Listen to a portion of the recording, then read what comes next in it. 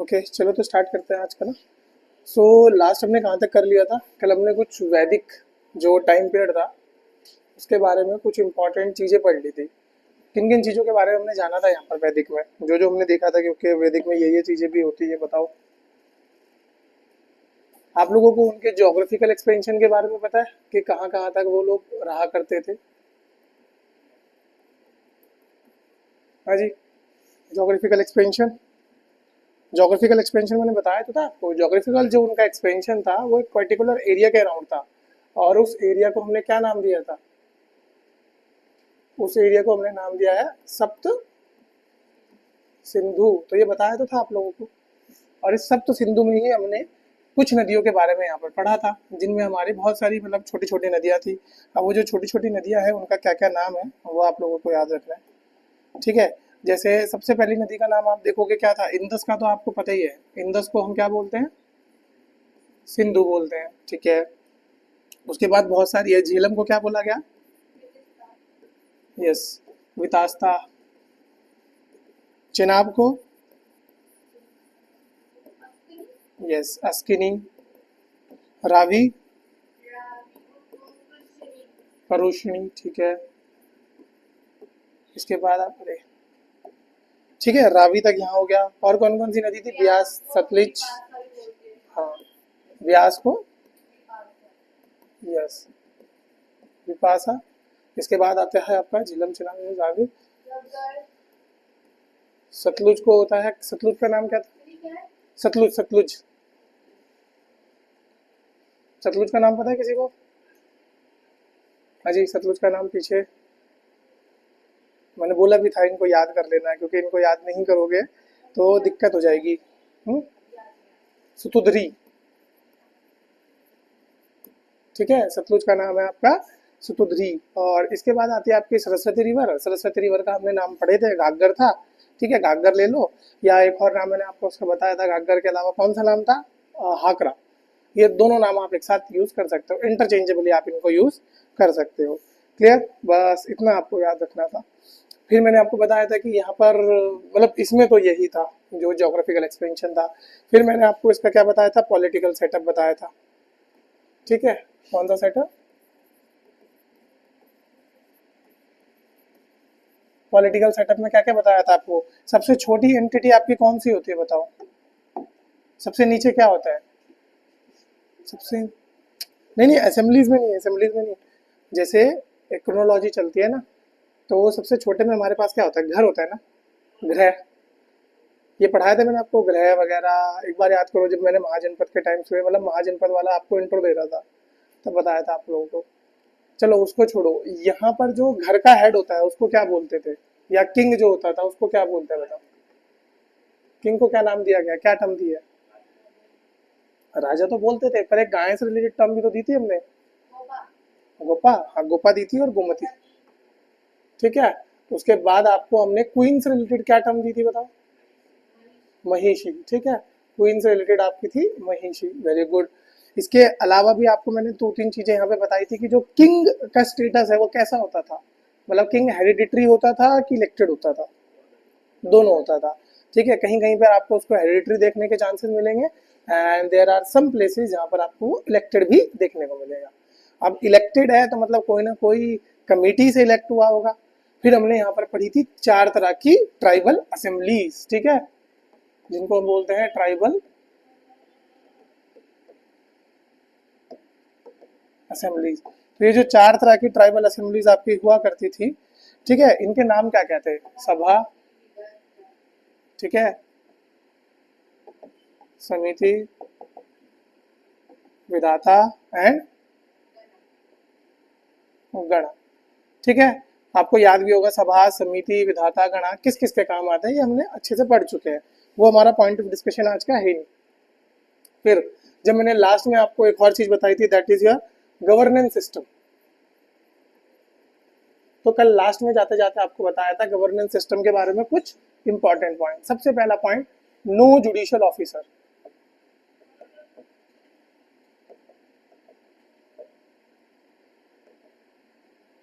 ठीक है। यहाँ पर आपको कोई भी जुडिशियल ऑफिसर नहीं मिलेगा, मतलब पूरे के पूरे वैदिक काल में कोई भी ऐसा पद नहीं मिलेगा जिसका काम क्या हो, जिसका आज की जो मॉडर्न डे जुडिशरी है, या हम मान लेते हैं जज की तरह एक काम हो, ठीक है। क्यों नहीं मिलेगा? क्योंकि वहां पर जरूरत नहीं पड़ती थी। जो भी डिसीजन होते थे वो कौन ले लिया करता था? वो ये ट्राइबल असेंबलीज आपके ये सारे के सारे डिसीजन ऑटोमेटिकली ले लिया करते थे। फिर कल हमने कुछ टर्म्स देखी थी, जैसे एक टर्म्स आपको बताई थी पुरोहित, याद है कुछ? ट्राइबल किंग इसे भी बोला जाता था, या ट्राइबल चीफ इसे बोला जाता था, कि छोटी छोटी जो ट्राइब्स है उनका जो मेन चीफ होता है उसको हम क्या नाम देते थे? पुरोहित नाम देते थे। फिर यहाँ पर दूसरा आता है सेनानी, ठीक है। ये जो सेनानी है इसको क्या बोला जाता था? सेनानी was the master of weaponry. क्या बोला जाता था इसे? Master of weapons. जो इस चीज में बहुत ज्यादा निपुण हुआ करता था। फिर आता था व्रजपति। व्रजपति किस चीज के लिए होता था बताओ? मैंने कल आपको लास्ट में जाते आते बताया भी था। The controller of pasture land, ठीक है। जो जमीन वगैरह होती थी ना, उसका जो मेन हेड होता था, जो उसको कंट्रोल करता था, दैट इज योर व्रजपति, ठीक है। ये आपको याद रखना है।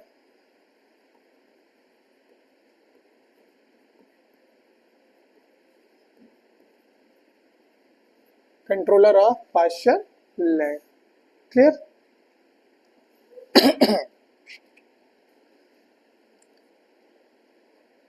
अब यहां से आपको कुछ इंपॉर्टेंट चीजें हैं जो खुद से याद रखनी है। अब आता है यहाँ पर मिलिट्री पावर। देखो हर एक चीज को बहुत आराम से हम तोड़ तोड़ के पढ़ रहे हैं, ताकि आपको किसी भी चीज में कभी भी आगे जाके कंफ्यूजन ना हो। पॉलिटिकल सेटअप हो गया, गवर्नेंस का सेटअप हो गया, ठीक है। उससे पहले ज्योग्राफिकल सेटअप हो गया, अभी आपको मैं मिलिट्री सेटअप बता दूंगा। इसके बाद सोसाइटी का सेटअप और फैमिली स्ट्रक्चर। जब ये 6-7 चीजें आप एक बार को पढ़ लोगे, ठीक है, सारे के सारे सेटअप आप एक बार कवर कर लोगे, तो आपको ऋग वैदिक में और कुछ नहीं करना। बस उसके बाद क्या करना है, जब हम लेटर वैदिक में जाएंगे, हमको जस्ट कंपेयर करते हुए चलना है कि यहाँ क्या है और वहाँ क्या है। मैंने बताया ना, ये दे बोथ हमको ऐसे पढ़ने हैं, कंटिन्यूस मोड ऑफ कंपैरिजन में। बस इतना आपको याद रखना है। अब यहाँ पर आप देखोगे कि जो किंग होता है, सबसे पहला तो पॉइंट यही है कि king do not maintain any standing army, ठीक है। तो यहाँ पर आपको यही याद रखना है, नो स्टैंडिंग आर्मी। अब अगर स्टैंडिंग आर्मी नहीं है, तो जब वॉर वगैरह होता था, ठीक है, उस समय कौन सामने आता था? उस समय कौन लड़ने आता था? जितने भी ट्राइब्स होते थे, ठीक है, उस ट्राइब के जितने चीफ होते थे, वो लोग क्या करते थे? जैसे आप लोग पुराने जमाने की अगर आपने कभी मूवी देखी हो, कुछ देखा हो एंशियंट टाइम का, तो वहां पर क्या होता था कि छोटे छोटे कस्बे ना एक मेन राजा को अपना अलायंस देते थे कि भैया हम आपके अंडर हैं, ठीक है, हम आप हमें जो बोलोगे हम वो करेंगे। तो कभी भी इस बड़े राजा की लड़ाई होती थी तो वो किन को बुलाता था? इन छोटे छोटे क्लैंस को, इन छोटे छोटे कस्बों को बुलाता था। तो राजा को कभी भी अपनी आर्मी खड़ी करने की जरूरत पड़ी ही नहीं। राजा को जब जरूरत पड़ती थी कौन आते थे? नीचे के क्लैंस आते थे। तो ऐसे मान लो कि ये मेन राजा यहाँ पे, ठीक है, और इसके नीचे बहुत सारे कस्बे हुआ करते थे। तो राजा की अपनी कोई स्टैंडिंग आर्मी नहीं होती थी। जब भी राजा को युद्ध लड़ना होता था, राजा किन को डायरेक्शन देता था? राजा इन क्लैंस के जो लीडर होते हैं उनको बोलता था कि भाई मेरा युद्ध है, आप लोग आ जाओ। और ये सब के सब अपनी जो, मतलब आप बोल सकते हो अपनी जनता, ठीक है, जो भी गांव में अच्छे खासे नौजवान लड़के हुआ करते थे, सबको भर्ती करके ले चलते थे कि चल भाई चल पिकनिक मना के आते हैं, है ना।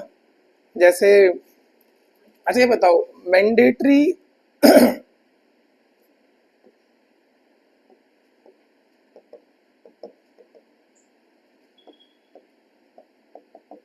मैंडेटरी मिलिट्री सर्विसेज के बारे में सुना है आप लोगों ने? पीछे सुना है? देयर वर सेवरल कंट्रीज जहां पर आपको मतलब अपनी जिंदगी के एटलीस्ट 2 से 3 साल आपको वहां की मिलिट्री में सर्विस देना पड़ेगा ही पड़ेगा। एग्जाम्पल के तौर पे साउथ कोरिया हो गया, इसराइल हो गया। इसराइल का कोई भी बंदा होगा, साउथ कोरिया का कोई भी व्यक्ति होगा, वो उनकी आर्मी में रहा होगा ही होगा एटलीस्ट 2 से 3 साल। तभी आप देखो वो लोग इतने फिट होते हैं।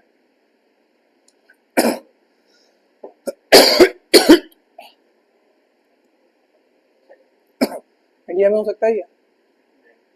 क्यों? नहीं तो अच्छा होगा ना, अगर सबको 2-2 साल की स्टैंडिंग सर्विस, अगर मिलिट्री सर्विस मिल जाए तो हमारी जो ये अग्निवीर वाली प्रॉब्लम है ये खत्म हो जाएगी। हम्म? अरे तो 2-3 महीने, 2-3 साल की तो बात है। देखो एक आदमी को आप रिक्रूट करोगे, उसको 19-20 साल रखोगे, ठीक है, वैसे ही 2-2 3-3 साल करके रखो, बेस्ट नहीं है? छोटी पॉपुलेशन के लिए सही है।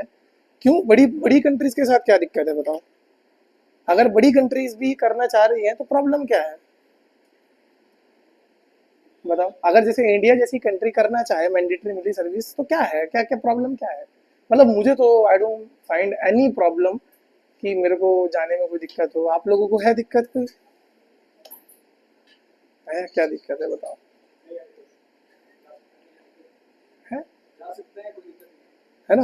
हाँ। आप क्यों नहीं जाओगे? यार ये ऐसे ऐसे कमेंट मारता है ना, कसम से बताऊं, बिल्कुल अफसर वाले। ठीक है,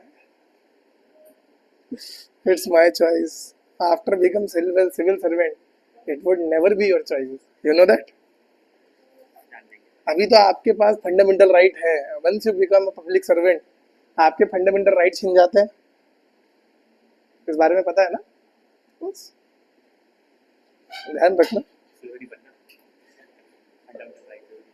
अब तो फिर यहाँ क्या कर रहे हो? हैं? चलो, वैसे इसे बोला जाता है कॉन्स्क्रिप्शन। कभी आप लोगों के सामने आया, बीच में बड़ी इसकी डिमांड उठी थी, है ना? जब युद्ध वगैरह होता है तब ये कॉन्स्क्रिप्शन वाली टेक्निक जो है बहुत बार मतलब सामने आते हैं। तो मैंडेटरी मिलिट्री सर्विस ये आपका करंट अफेयर से रिलेटेड है। कॉन्स्क्रिप्शन बोला इसको जाता है, अगर किसी को टर्म याद करनी हो। ठीक है, चलो। अब यहाँ पर क्या है, जो छोटे छोटे ट्राइबल्स ग्रुप थे वो यहाँ पर मिलिट्री का फंक्शन इनके लिए, राजा के लिए परफॉर्म किया करते थे। अब होता क्या है, यहाँ पर एक कहानी आपको बहुत इंपॉर्टेंट है क्योंकि एक लड़ाई हमको पढ़नी है अभी। उस लड़ाई का नाम है बैटल ऑफ 10 किंग्स। बहुत इंपॉर्टेंट लड़ाई है ये, बहुत ही ज्यादा इंपॉर्टेंट लड़ाई है। हुई क्यों है वो समझो। कहानी आपकी शुरू होती है किससे? आर्यंस से। आपको मैंने बताया था आर्यंस कहाँ से आए थे, कितनी सारी थ्योरीज मैंने आपको बताई थी आर्यंस के आने की। देयर आर सेवरल थ्योरीज, है ना? एक है यूरोपियन वाली थ्योरी, जो किसने दी थी? मैंने सारी थ्योरी लिखवाई थी ना आप लोगों को। एक तो थी कि वो कहाँ से आए थे, यूरोप की साइड से आए थे। एक थी वो कहाँ से आए थे, सेंट्रल एशिया की तरफ से आए थे। एक थी वो आर्कटिक से आए थे। एक थ्योरी थी कि तिब्बत से आए हैं। तो ये जितनी भी थ्योरीज हैं ये सारी अलग अलग लोगों ने दी है। अब ये कहाँ से आए उस सवाल को छोड़ते हैं, बट जब ये आ गए उसके बाद क्या हुआ? तो आर्यंस वर्सेस प्री आर्यन, इनकी लड़ाई चल रही थी। ठीक है, आर्यंस और उनसे जो पहले आ चुके थे यहाँ पर, इन लोगों के बीच में क्या चल रही थी? लड़ाई चल रही थी।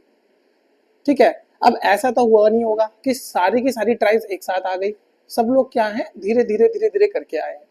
मान के चलो एक बार एक ट्राइब आ गई, उसके सेकंड टाइम में दूसरी ट्राइब आ गई, थर्ड टाइम में तीसरी ट्राइब आ गई, फिर फोर्थ फेज में चौथी ट्राइब आ गई। तो ऐसे ऐसे करके कुछ सालों के डिफरेंस में बहुत सारी ट्राइब्स आ गई।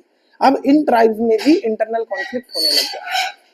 क्योंकि इस बात को समझो, अगर आप किसी नए एरिया में जाते हो तो आप उसको जाके अपने हिसाब से हैबिटेट करोगे, और वहां पर कोई तीसरा बंदा सडनली आ जाए, वो उसको अपने हिसाब से हैबिटेट करने की कोशिश करेगा।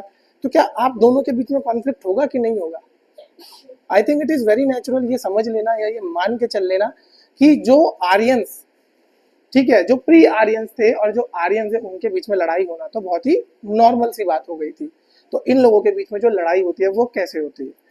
क्लियर? तो ये जो आर्यंस थे ये लगभग लगभग 5 ट्राइब में टूट गए थे। ठीक है, इन 5 ट्राइब्स का नाम, एक टर्म इसे बोलते हैं पंचजना।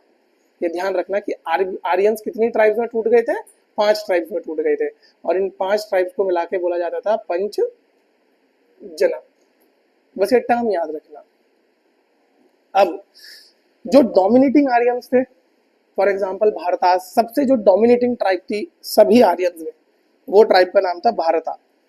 ठीक है, ये जो ट्राइब थी ये एक तरफ थी, तो भारता वर्सेस लगभग लगभग 10 राजाओं ने 10 राजाओं में कुछ उसमें क्या क्या थे, तो उसमें कुछ प्री आर्यंस थे, कुछ आर्यंस के ही 5 किंग आर्यंस के गए थे, 5 किंग्स आपके किसके आए थे, प्री आर्यंस के थे। इन लोगों ने मिलकर एक कोलिशन बनाया, तो यानी कि यहाँ पर कौन कौन थी, भारता वर्सेस 10 किंग्स। क्लियर, इतना समझ आया। तो भारता ट्राइब थी, और ये जो भारता ट्राइब थी इसके जो मेन प्रीस्ट हुआ करते थे वो कौन हुआ करते थे, वशिष्ठ, नाम सुना होगा आप लोगों ने, वशिष्ठ, महर्षि वशिष्ठ, है ना। तो महर्षि वशिष्ठ इसके क्या हुआ करते थे, मेन प्रीस्ट हुआ करते थे। ठीक है, प्रीस्ट यानी कि अब देखना किसी भी राजा के पास हमेशा एक ना एक प्रीस्ट होता था जो उसको नॉलेज इम्पार्ट करता था। ठीक है, जैसे हर राजा के पास एक मंत्री होता था, मंत्री उसको पॉलिटिकल नॉलेज दिया करता था, वैसे ही उसके पास कौन हुआ करता था, एक प्रीस्ट हुआ करता था जो उसको रिलीजियस, कल्चरल, सोशल, इन सब की नॉलेज देता था कि if you have to perform certain duties, how will you perform it और how would you perform it. Clear. तो भारता वाली साइड कौन खड़े थे, वशिष्ठ खड़े थे, ये दोनों याद रखना। प्रीस्ट इनके कौन थे, वशिष्ठ। ठीक है, दूसरा इसके राजा कौन थे, इनको लीड किसने किया था भारता को, तो भारता को लीड करने वाले थे सुदास। यहां से कौन किंग था, सुदास। ठीक है, और इधर पे कितने राजा हुआ करते थे, 10 राजा हुआ करते थे, और इन 10 राजाओं में मिक्सचर होता था आर्यंस एंड प्री आर्यंस का या नॉन आर्यंस का, जो भी आप कहना चाहो। अब ये बताओ जीता कौन होगा इनमें से, भारता। यस, अगर भारता ना जीते होते तो हम सब यहाँ ना बैठे होते। क्या पता हम लोगों का रेफरेंस भी ना होता, कोई और ही बैठा होता, है ना, फिर कहानी कुछ और होती। जैसे मैं हमेशा बोलता हूँ कि हिस्ट्री पढ़ते हुए आपको एक चीज समझ आएगी कि एक भी चीज थोड़ी सी भी इधर से उधर होती तो आज जो कोर्स ऑफ हिस्ट्री है वो वैसा ना होता। कभी सोचा है आप लोगों ने ऐसा, एक भी अगर इंसिडेंस जैसा होना था वैसा ना हुआ होता। कोई ऐसा मेजर इंसिडेंट आप लोगों को याद है कि जिससे आपको लगता है कि हाँ पूरी हिस्ट्री चेंज हो सकती थी, बताओ कौन सा आ रहा दिमाग में, कोई भी ऐसा एक मेजर हिस्टोरिकल इंसिडेंट।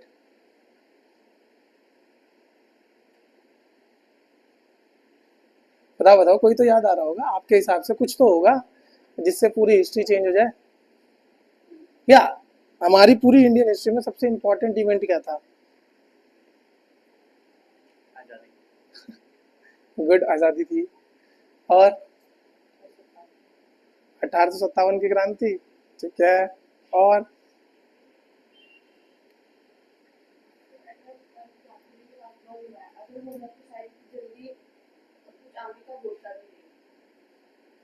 ठीक है, अभी तो मैं सिर्फ इवेंट पूछ रहा हूँ, मतलब उसका रेफरेंस वगैरह तो हम बाद में देख ही लेंगे, सिर्फ इवेंट बता दो आपके हिसाब से। आप 1857 आप बोल रहे हो, 1947 इधर पे कोई बताएगा मेरे को, हाँ जी आप बताओ। इंडिपेंडेंस, ठीक है। आप लोग कोई तो जिक्र छेड़ो, हिस्ट्री मतलब पढ़ी ही नहीं है, क्या हुआ है हिस्ट्री में, कोई बोल दो गांधी जी का आना, भगत सिंह का मरना, ठीक है, रजिया सुल्तान, कुछ तो बोल लो, कुछ तो होगा। आपका कॉलोनाइज होना, ठीक है। ब्रिटिश एडमिनिस्ट्रेशन, ठीक है, चलो British rule in India, okay. और कोई, European invasion, Vasco D gamma, ठीक है। हाँ जी, एनीथिंग एल्स। अरे इंडिया में बेटा, इंडिया पूछ रहा हूँ। इंडिया में पुनर्जागरण, कौन थे father of Indian renaissance, who is considered the father of Indian renaissance, बताओ। यस, राजा राम मोहन रॉय, याद रखना। क्या किया था उन्होंने, सती प्रथा का अंत किया था, वेरी गुड। ठीक है, तो इतना आपको याद रखना है कि ये जो बैटल हुई थी इसको क्या बोला जाता है, 10 राजन युद्ध। इंग्लिश में बोलते हैं the battle of 10 Kings, Hindi में बोलते हैं 10 राजन युद्ध। कौन सी नदी के किनारे हुआ था, ये हुआ था, इंदस किसने बोला, इंदस नहीं थी,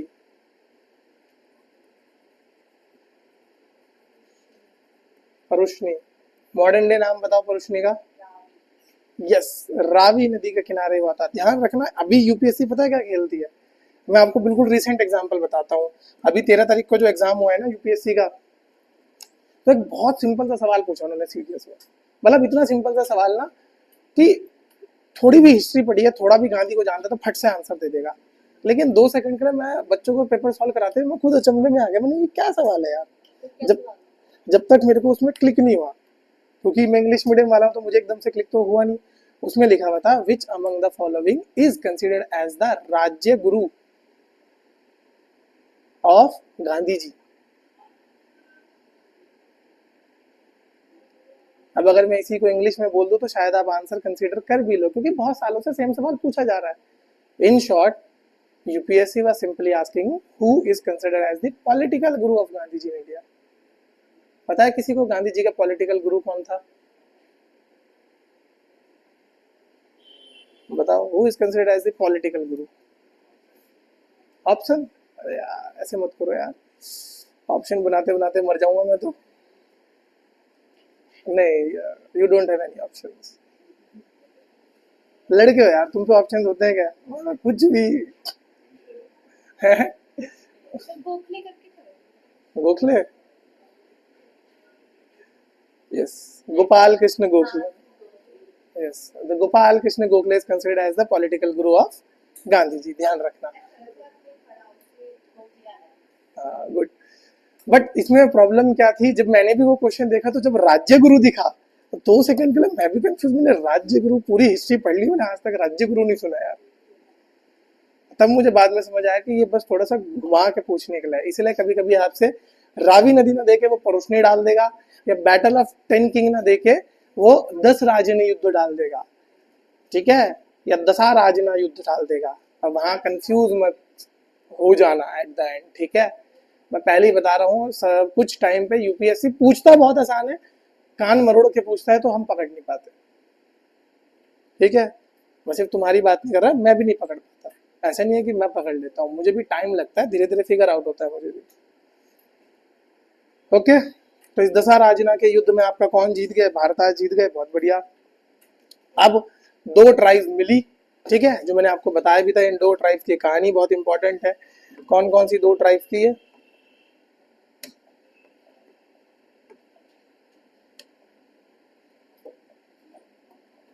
यस, भारता प्लस कुरु, इन्होंने मिलकर बनाई कौन सी ट्राइब? कुरु, क्लियर। और ये जो कुरु क्लैन बनी या कुरु ट्राइब बनी, इसी कुरु में से आपके 2 फेजेस निकले। कौन कौन से 2 निकले आपके? पांडवास और कौरवास निकले, क्लियर। तो ये दोनों यहीं के हुआ करते थे। फिर अब 2 टर्म आपको याद रखनी है, दासा और दस्यु, ये याद रखना, दासा एंड दस्यु। दासा वर नॉन आर्यंस, दासा क्या हुआ करते थे? नॉन आर्यंस हुआ करते थे। दस्यु वर प्री आर्यंस। फर्क पता लगा दोनों का? Non Aryans and pre Aryans. Aryan से जो पहले, या अर्ली आर्यंस आप इनको बोल सकते हो, ठीक है। Dasa were non Aryans, hence इनको स्लेव की तरह कंसीडर किया जाता था। और dasyu were early Aryans, yes, pre Aryans, और you can say that early Aryans, hence इनको हमने शूद्रास बोल दिए। धीरे धीरे आपको पता लगेगा कि कौन कहाँ से आया, ओरिजिन क्या है, कैसे उत्पत्ति हुई है। तो जो शूद्रास थे वो जल्दी आए हुए थे, है? जल्दी आने वाले शूद्र इसलिए बन गए क्योंकि वो उतने, देखो हमेशा एक चीज याद रखना, ये जो कहानी लिखी है ना, पूरी हिस्ट्री लिखी है, it is always written by winners. तो आपको कभी कभी विनर्स के फेवर में मिलेगी हिस्ट्री की, यार ये तो क्या ही कमाल लोग है, मतलब आए एक बार जीत गए। क्या पता रियलिटी में ऐसा ना हो, बहुत मार पीट के बहुत स्ट्रगल से जीते हो, बट दिखाया तो वही जाएगा ना कि यार हम तो आए, हमने पेल दिया। भाई अगर मुझे मेरी कहानी लिखनी होगी तो मैं कहानी में क्यों लिखूँ कि मैं यहाँ गिरा वहां गिरा, ये धक्के खाए वो धक्के खाए। मैं तो सीधे सब शुरू से ही कहानी सुनाऊंगा ना कि यार बचपन से मैं तो ऐसा था कि बिल्कुल पढ़ाई में एकदम लीन, 15-15 घंटे पढ़ता था मैं, पर तुम लोग भी कहानी यही सुनाओगे और क्या सुनाओगे यार जिस दिन सक्सेसफुल हो गए, है ना। ऐसा तो है नहीं कि तुम लोग रियलिटी बताओगे, सही से बताओ, कोई रियलिटी बताएगा अभी की जो रियलिटी है। कि एक टाइम ऐसा भी था कि सर और हमें बताते रहते थे, बोलते रहते थे कि पढ़ लो, हम फिर भी नहीं पढ़ते थे। ये तो आज तक किसी ने नहीं बताया बेटा। ज्यादा से ज्यादा स्टूडेंट ये तारीफ कर देता है टीचर की कि हाँ इन्होंने मेरे को बहुत समझाया, सपोर्ट किया। ये तो कभी नहीं बताया किसी ने आज तक। इतना ऑनेस्ट कोई नहीं होता। ना मैं उम्मीद कर रहा हूँ आप लोगों में से कोई हो। तुम्हारी कहानी खराब होगी, मेरा क्या, है ना। फिर बच्चे इंस्पायर कैसे होंगे अगर उन्हें दिखने लग गया यार तुम भी उन्हीं की तरह हो।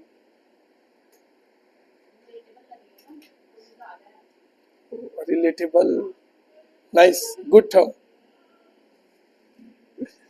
ठीक है। सो यहाँ पर आपको ध्यान रखना है कि जो आपके, एक सेकेंड यार ये मैंने उल्टा कर दिया। दासा वर अर्ली आर्यन और दस्यु वाज नॉन आर्यन। ये थोड़ा उल्टा कर दिया मैंने गलती से। क्लियर। तो बस इस चीज की तरह आप यहाँ पे ध्यान रखना, treated as slaves and Shudras, बस इतना याद रखना।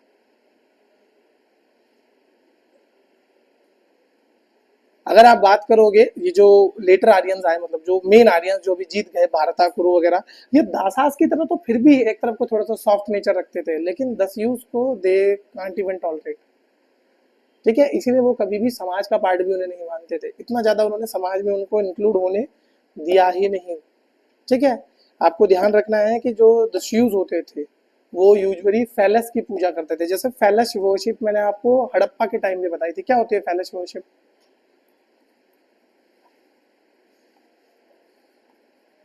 अगर रिवीजन नहीं करोगे ना बेटा तो हिस्ट्री में बहुत सारी टर्म्स है जो आप कंटिन्यूसली भूलते जाओगे। पता है किसी को फैलस वर्शिप क्या होता है।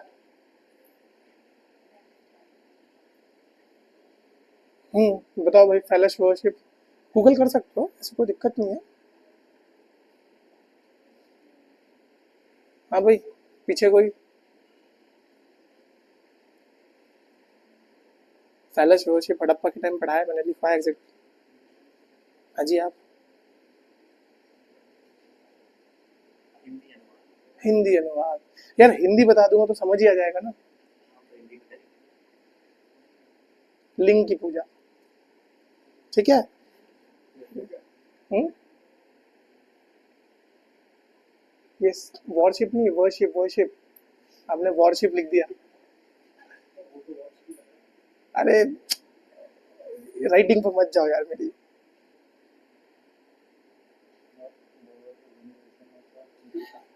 ठीक है, तो इसे बोला जाता है लिंग पूजा, या फीमेल अगर डेटी की आप पूजा करें तो योनि पूजा। जैसे इंडिया में आप देखो Shivling, that is a form of phallus worship. या आपने कामाख्या देवी माता का सुना होगा, तो that is a form of yoni worship. Clear. तो जो दस्यूज थे ये आपके फैलस वर्शिप ज्यादा करा करते थे। तो वहीं आप कहीं ना कहीं इनको कनेक्ट कर सकते हो मॉडर्न डे इंडियन से। तो मॉडर्न डे इंडियंस भी तो यही कर रहे हैं लेटर फेज में, क्योंकि अभी अर्ली आर्यंस है। और अर्ली आर्यन में मैंने आपको बताया था कौन से देवता पूजे जा रहे थे। इंद्र पूजा जा रहा था। कितने हाइम्स बताए मैंने उनके, कितने हाइम्स थे, 250 हाइम्स थे उनके लिए। अग्नि 200 हाइम्स हुआ करते थे। फिर Varuna third important. Soma, female deity में कौन कौन सी थी, female female. Aditi, Usha good, Savitri very good. Savitri ji के लिए तो एक मंत्र भी बना है, गायत्री मंत्र। कौन से मंडल में था वो, थर्ड मंडल ऑफ ऋग्वेदा। ठीक है, ये एग्जैक्ट ऐसे ही याद रखने पड़ेंगे आपको एग्जाम में जाने से पहले, तभी एकदम फटाफट आंसर आएंगे। क्लियर।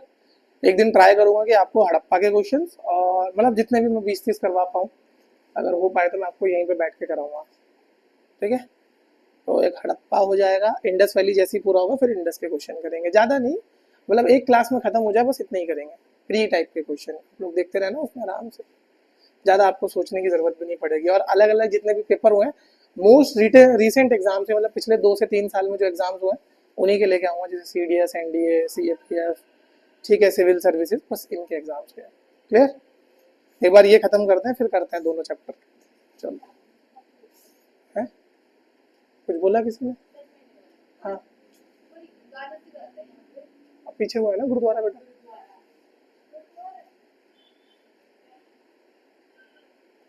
ठीक है, ये क्लियर हुआ। अब चलते हैं हम किसकी तरफ, सोसाइटी की तरफ। समाज कैसा होगा, मैंने कल भी आप लोगों से पूछा था कि समाज बनाया जाता है कि बना होता है पहले से, मतलब who makes society, people, elite class. ये अच्छा पॉइंट मिला मेरे को, it's a point for discussion. How could you say that that society is made up by the elite people, मतलब कुछ तो आपके माइंड में आएगा ना, जस्ट बिकॉज।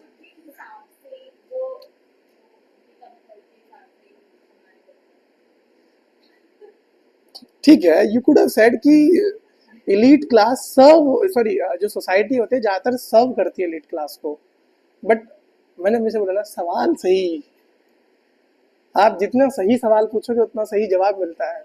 कभी ऐसा हुआ है कि आप ऊपर वाले से कुछ बहुत जोर जोर से मांग रहे हो पर नहीं दे रहा है, क्या पता आप बहुत एम्बिगुअस मांग रहे हो, पिन पॉइंट मांगो तो क्या पता मिल जाए। ट्राई करना कभी पिन पॉइंटेडनेस। ठीक है, अब जहां जहां आपने इमेजिनेशन दौड़ाई है take back, hold back your horses. Okay, so अरे मैं क्या कह रहा था, मैं मेरे को बुलवा दिया। हाँ, सोसाइटी बनी कैसी है सोसाइटी?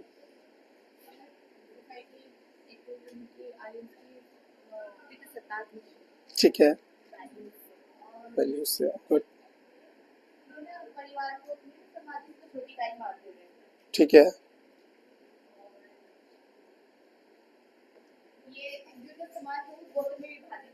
गोत्र में। ठीक है, ओके चलो। हाँ बिल्कुल।